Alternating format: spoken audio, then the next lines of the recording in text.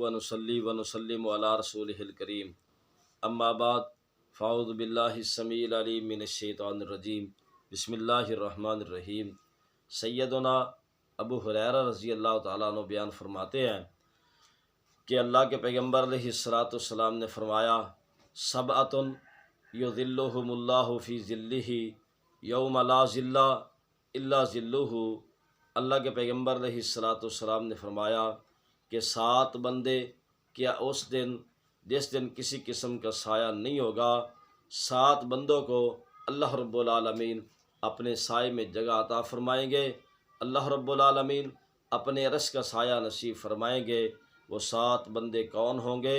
فرمایا سب سے پہلا بندہ امام عادل، فرمایا امام عادل حکمران جو عدل کرنے والا ہو، عدل و انصاف کرنے والا ہو۔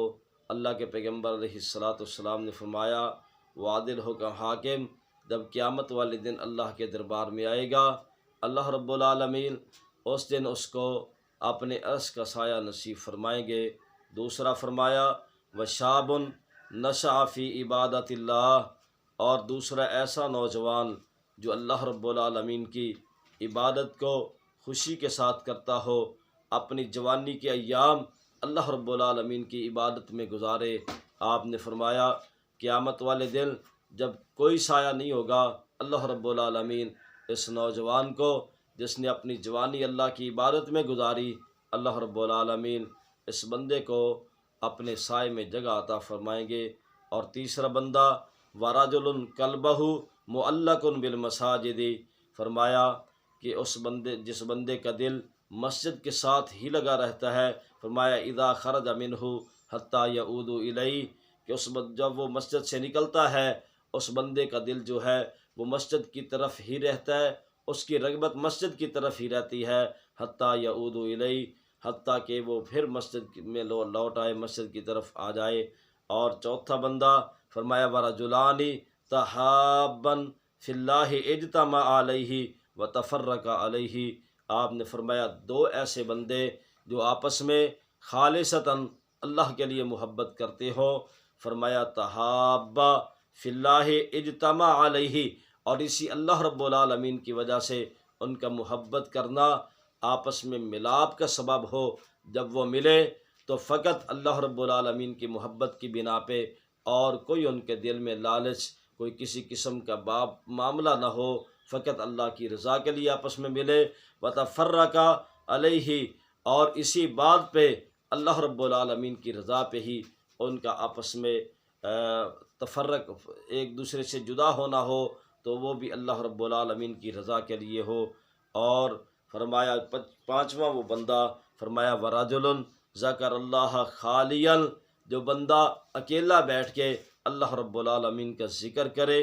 اکیلا جب بندہ ہو وہ اللہ رب العالمین کا ذکر کرتا ہے، ففاضت عیناہ، اور اس کی آنکھوں سے آنسو بہہ نکلتے ہیں، اس کی آنکھوں سے آنسو نکلتے ہیں اللہ رب العالمین کے خوف کی وجہ سے، یا اللہ رب العالمین پہ امید رکھتے ہوئے جنت کی اور اللہ رب العالمین کے رحم و کرم کی امید رکھتے ہوئے اس بندے کی آنکھوں سے آنسو بہہ نکلے، تو اللہ رب کے پیغمبر علیہ الصلاۃ والسلام نے فرمایا کہ کل قیامت والے دن اللہ رب العالمین ایسے بندے کو اپنی جنت میں جگہ عطا فرمائیں گے۔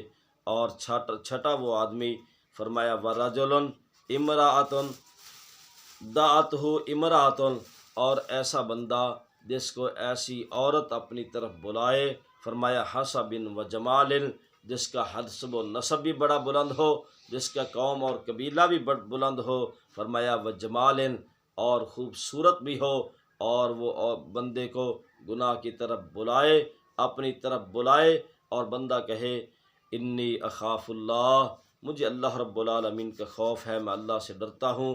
اللہ کے پیغمبر علیہ الصلاۃ والسلام نے فرمایا کہ ایسا بندہ کل قیامت والے دن اللہ پاک اپنے عرش کا سایہ ایسے بندے کو نصیب فرمائیں گے۔